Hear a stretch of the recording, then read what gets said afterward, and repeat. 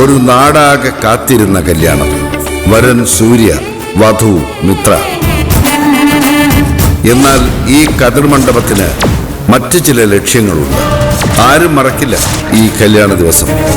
കാണാൻ കാത്തിരിക്കുക. സ്വയംവര പന്തൽ എല്ലാ ദിവസവും രാത്രി 8 മണിക്ക്. നിങ്ങൾ ഇതൊന്നും കേൾക്കുന്നില്ലേ മനുഷ്യ?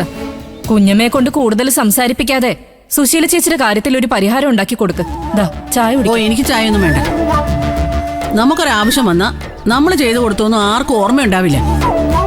അങ്ങനെ പറയല്ലേ സുശീലേ. ഈ സുധനൊന്നും മറക്കുന്ന ആളല്ല. നീ ആ ചായ എടുത്തു കുടിക്ക്. നമുക്കെന്തെങ്കിലും പരിഹാരം ഉണ്ടാക്കാം. എടുക്ക് ചേച്ചി. കുഞ്ഞമ്മേ, മുരുകന്റെ കണക്കും പ്രകാരം അവനിനി 75,000 രൂപയാണ് കൊടുക്കാനുള്ളത്.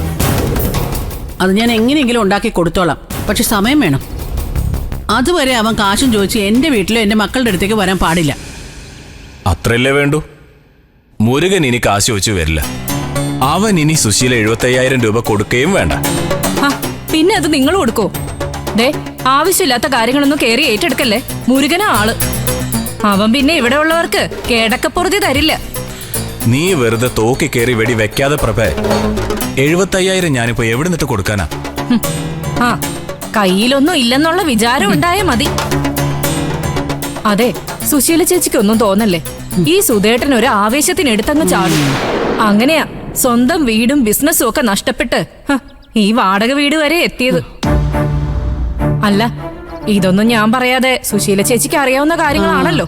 അറിയാം പ്രഭേ. എല്ലാം വിറ്റുപിറക്കി ഈ നാട്ടിൽ വന്നപ്പോ എങ്ങനെയാ നിങ്ങൾ പിടിച്ചു നിന്നേന്ന് എനിക്കറിയാം.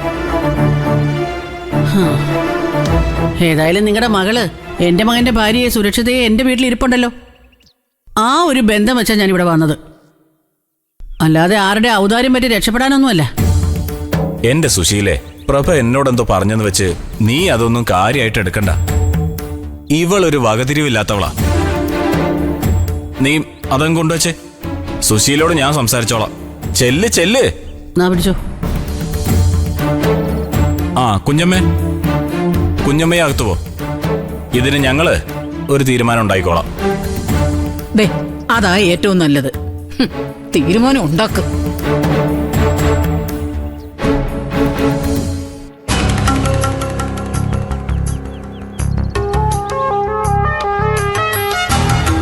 അതെ, മുരുകൻ എന്തായാലും കാശ് കിട്ടാതെ പിന്മാറില്ല സുശീലേ. അവന്റെ സ്വഭാവം അതാ. അതുകൊണ്ട് ബാക്കി 75,000 രൂപ കൂടി നമുക്ക് രവിയെ കൊണ്ട് തന്നെ കൊടുപ്പിക്കാം. അതെങ്ങനെ? ഇപ്പൊ തന്നെ അർഷയുടെ വയറ്റിൽ വളരുന്ന കുഞ്ഞിനെ ഓർത്താ രവി ഇത്രയെങ്കിലും ചെയ്തത്. ഇനി അവനെങ്ങനെ? അതൊക്കെ ഞാൻ പറഞ്ഞ് ചെയ്യിച്ചോളാം. ഹർഷയുടെയും അവൾക്ക് ജനിക്കാൻ പോകുന്ന കുഞ്ഞിന്റെയും കാര്യങ്ങൾ നോക്കാനേ കുറച്ചു കാലത്തേക്ക് പറ്റിയൊരു സ്ത്രീയെ വേണമെന്ന് രവി എന്നോട് പറഞ്ഞിരുന്നാ. നമുക്കതിനു വേണ്ടി കുഞ്ഞമ്മയെ അയക്കാം. കുഞ്ഞമ്മ അയക്കാനോ?